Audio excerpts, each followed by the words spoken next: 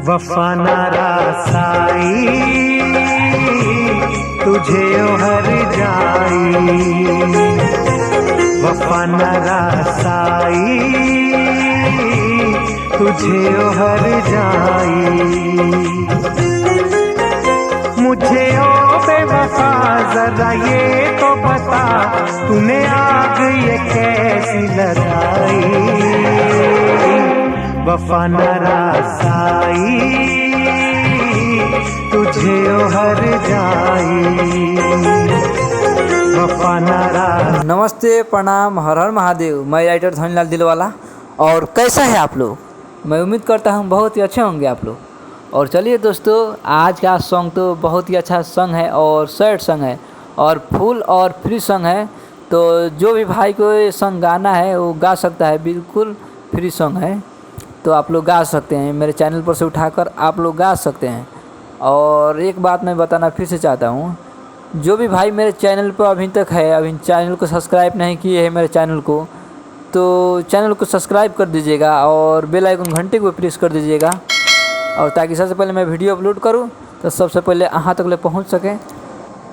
तो आप लोग का तो पता चलिए गया होगा आज कौन सी सॉन्ग पर मैं सॉन्ग बनाया हूँ और सैड सॉन्ग। तो चलिए मैं इसी सॉन्ग को मैं और आप लोग का बीच इसका डमी रिकॉर्ड कर और सुना देता हूँ किस तरह का है इसका मुखड़ा। वादा नहीं निभइलू, बेवफा होई गइलू, वादा नहीं निभइलू, बेवफा होई गइलू हो। हमें करे के बेघर तू बसा लेलू घर, हमें करे के बेघर तू बसा लेलू घर, हमके याद कके भूल गइलू। वादा नहीं निभइलू, बेवफा होई गइलू, वादा नहीं निभइलू, बेवफा होई गइलू। कैसा लगा सॉन्ग? अच्छा लगा?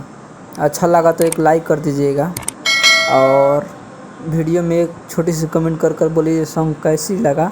और फ्री सॉन्ग है, कोई भी सिंगर चाहता है गाने के लिए, नए सिंगर या पुराने सिंगर, तो मेरे भाई वो गा सकता है इस सॉन्ग को। और चलिए मैं अंतरा को डबिंग रिकॉर्ड कर आप लोग का भी सुना देता हूँ किस तरह का है।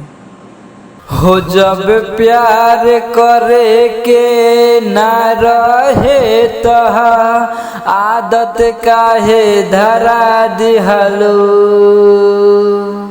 रही पाई नहीं अकेले, ई कैसन रोग धरा दिहलो, धरा दिहलो।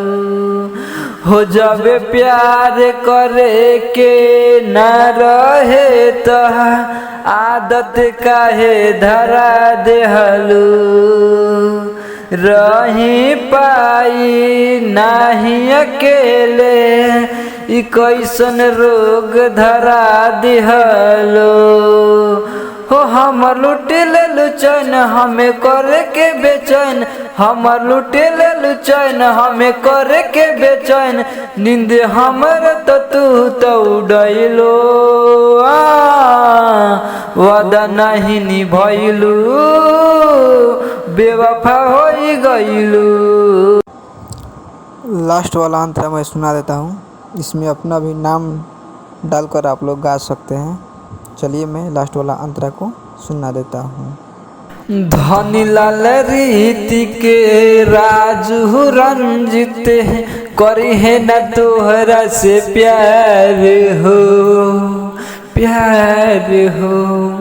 धोखा दे के जान हमर तू कैले बारू अपमान हो, अपमान हो। वादा नहीं निभइलू, बेवफा होई गइलू हो। हमें करे के बेघर तू बसा लेलू घर, हमें करे के बेघर तू बसा लेलू घर, हमके याद कके भूल गइलू। वादा नहीं निभइलू, बेवफा होई गइलू, वादा नहीं निभइलू, बेवफा हो गईलू। चलिए दोस्तों, मिलते हैं अब तक के लिए नेक्स्ट वीडियो में। तब तक के लिए टाटा बाय बाय, जय हिंद।